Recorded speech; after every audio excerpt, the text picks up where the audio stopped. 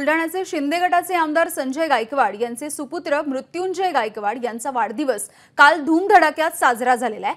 मात्र या कार्यक्रमामध्ये आमदार संजय गायकवाड यांनी भल्या मोठ्या तलवारीने केक कापला आणि हा केक तलवारीनेच आपल्या पत्नीला सुद्धा भरवला।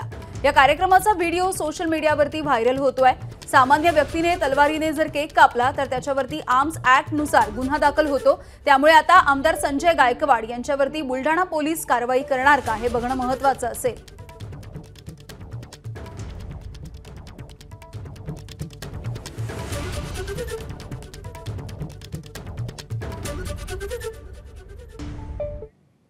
तर सत्तेचा माज काय असतो ते शिंदे गटाचे आमदार वारंवार दाखवतात अशी टीका विरोधी पक्षनेते विजय वडेट्टीवार यांनी केली आहे।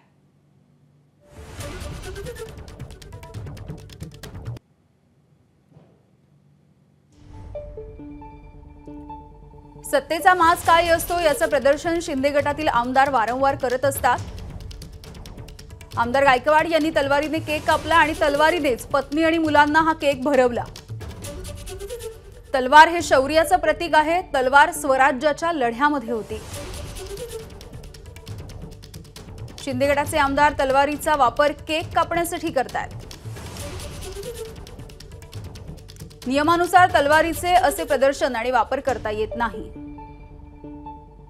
आपल्या पाठिंब्याने बनलेले मुख्यमंत्री राज्यामध्ये असल्यामुळे वाटेल तो माज करण्यासाठी आणि मिरवायला शिंदे गटाच्या आमदारांना सूट मिळालेली आहे।